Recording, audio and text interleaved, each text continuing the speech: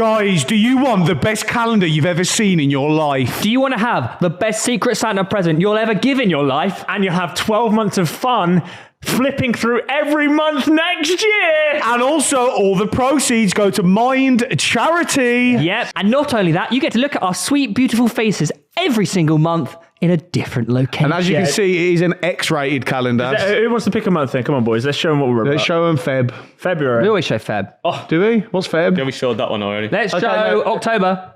Okay, do Halloween. October. What's the Halloween going to do? October. Okay, let's show November. Let's show July. Okay, right. July. I'll whoop his ass in July. Guys, whilst we find July, it's a tenner, and it's a great present. Oh, what a fucking bit of calendar footage that is. Do you know Tom went to America? Yeah, there you go. Captain America. Yeah. Get yours now using the YouTube shop down below or the link in the description. It costs a tenner. As Tom said, all profits go to Mind. And get your Secret Santa present today. Should we talk about our team? Oh my God. I actually watched the second half of your game and it was poor. Can I ask you a question? I obviously only watched the highlights because I was travelling.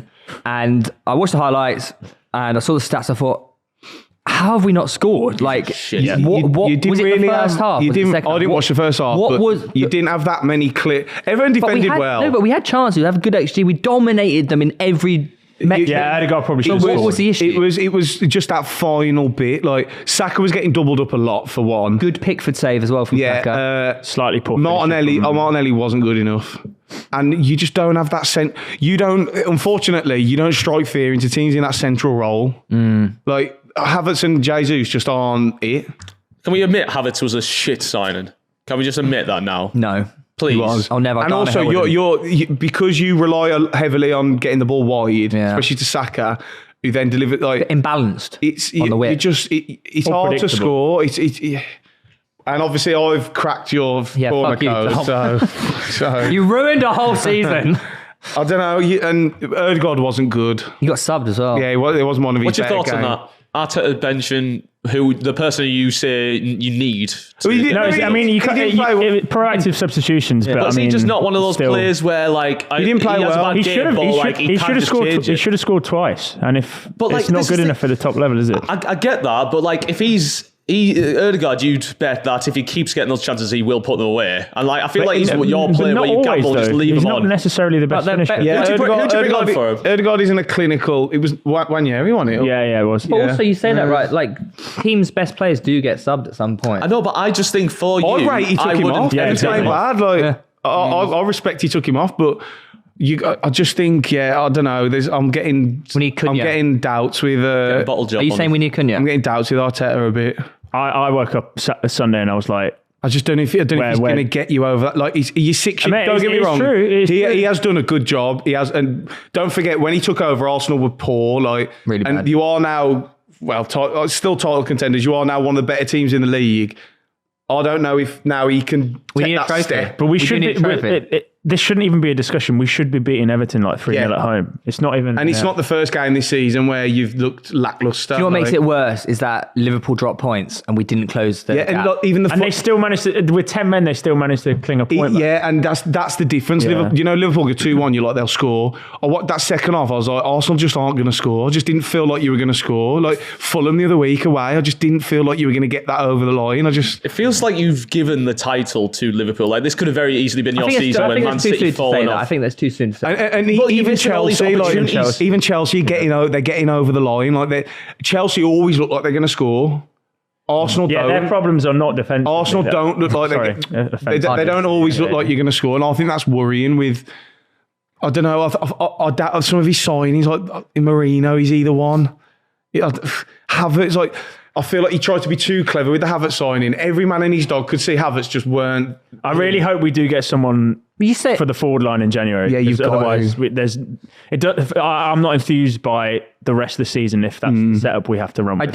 I do agree with you slightly with the Havertz thing, but he's obviously not the number 9 striker that we're after, right? But don't get me wrong, he still has been good. He also didn't sign him to be a striker. Yeah, exactly. He was a number, and that failed. It failed. Is that has not gone on to? Yeah, I don't know. Be that guy. I worry a little bit about you. But then, as a manager at the top level, competing for the Premier League, you should have the nous to be able to assess, okay, right, well, if he doesn't play there, he doesn't play there. We need someone to fit in that position. Maybe Marino was that original replacement for him in the 8 role next to Odegaard. But now we don't have a striker. We should be getting someone in January. Will we do that? There is every. I actually don't think we do. I actually don't think we do. I don't think there's anything you can get. I know Wolves don't want to let him go, but if you just say here's how much, so millions, get Cunha. But he won't.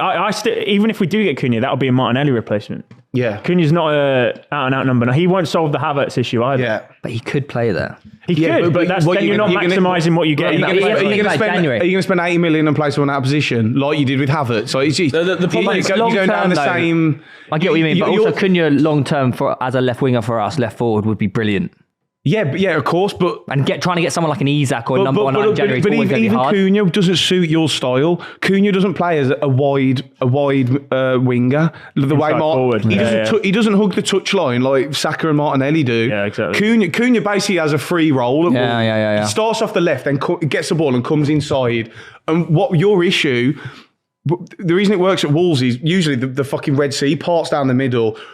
When teams play Arsenal, they just do that. That's not going to solve your issues. Getting Cunha, who wants to come inside and picking up a number 9 in January is just impossible. It's not. If you throw 100 million at Newcastle, we won't sell January. At the end of the season, you know what I mean? They just won't. There's no you can't just keep writing seasons off to be like, right, well, let's pick up a big striker in the summer and then try and hope from doing the season again. You're not going to get one in January. Yeah, but then we're just going to be devoid of ideas to try and win the title. We have to try and do something in the middle of the year. That's a problem. You need one, yes, but Newcastle aren't going to sell Isak in January.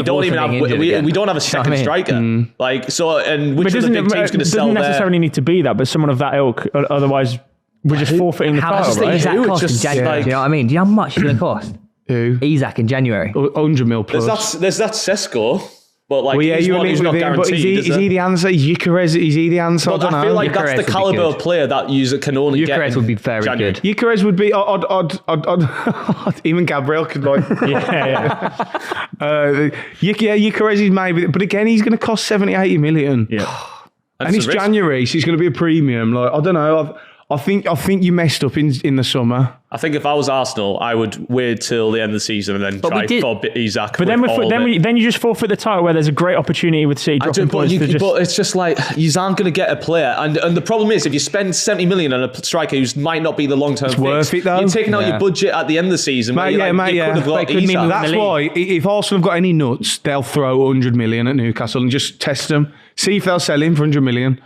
It won't be 100. It would have to be more than that. I don't know. The first bid that you make is something you undervalue what you want to buy him for, and then it goes up. I'm close with Newcastle. I know that they'll. or go around the Chelsea route, try and find a Jackson for 35, 40 million in Europe. Yeah. I don't follow Europe closely enough to know who they could go and get in Europe. But then that's a lot of scouting that we don't know whether or not they've been done that. It's probably Gyökeres, but off the top of my head. But I think a lot of people are looking at Sesko. Sporting are dropping off, so it might be a good opportunity to pick him up if they want a lot of money. That's why. Exactly, and also Sporting will accept 70 odd million. Exactly. He would love it as well. Go back to England. Yeah, but again, it's quite. It's hard. It comes from. I hate this when you should. Arsenal, one of the biggest clubs in Europe, should have the scouting network. They should have got him from Coventry.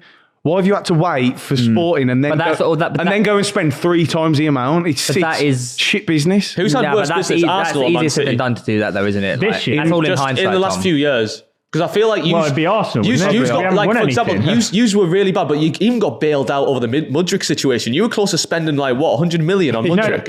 I just said, man. Yeah. But Arsenal have been worse than Manchester City, mate. They've won 4 in a row. Yeah. It doesn't matter how bad your Man City's signings are. If you win 4 titles in a row, it was a different scenario because Man City it's damaged them now. They had the players for those titles. Theirs was more rebuilt for the future. Yours was building up to that point. So you have built up to second. I think if we look at the most recent transfers, again, I might miss some out the top of my head. Like Timber's a good signing. Yeah. Calafiori long term. Calafiori is a good signing. You need depth at the back. You do need depth. I do. I'll say Calafiori fine because he is a good player. Marino, I'm not convinced at all. Havertz, I don't rate. Who else have you signed? Raya was a good signing. Declan Rice good, but he spent a lot of money. Then City's most recent. I can't think of a good recent signing City have made. So that's why pretty good. they're in trouble now. yeah, but again, fucking, it's not. Oh well, yeah. I mean, yeah. Well, that's why they're in trouble now. It's not like just drained. If they had the good players who could have came in and impacted like the way they should have, then they would be all right. What's ironic, when you look back at it, most of Chelsea signings have been really good. Yeah, they've actually they did make 50 of them, so they're bound to get a few right. But I mean, like, Caicedo's been the best midfielder in the league. Enzo's now one of the better players in the league. Jackson's one of the best strikers in the league now. And Nkunku can't even get on the pitch. Neto's doing well. Madueke's doing well. Sanchez plays well when he's Cucurella's got better. Gusto, yeah. Cucurella's probably the best left back in the league this season, along with Hall and fucking Kirkes or whatever. Malo Gusto. Yeah, I just said Gusto, yeah. But they did spend a fuck ton of money. They did, but he's worked. And they got him for 8 years now. No, I understand. There's a lot of teams that have spent money and haven't done it well. Yeah, Palmer's probably a good one, right? Yeah, Palmer weren't a bad signing. It's so weird to think like Cole Palmer ever played for Man City now. You know Chelsea could top of the league if they win Sunday because they play before Liverpool. Chelsea could top of the league. What a job Maresca's done. That's fucking incredible, isn't it? And you said they weren't I was wrong. contenders. Shout out Ted Lasso as well. Todd Bowley. Oh. I mean, yeah, we all laughed at them, but who's laughing now? Yeah. They look good as well, man. £1 bottle. But they score goals. Oh man, And if Chelsea in the league this year, They're entertainers. I watched them last night. Brentford had like a 15-minute spell when then they got their goal, and you thought, and Chelsea just saw it out. There was mate Caicedo yesterday was fucking. He's like Kante. He wins everything. He's just everywhere. And then Brighton have regenerated another one with Belieber. So yeah, and they'll just go and sign him for 200 million. Yeah. All right. Nice one, boys. All right, fucking hell.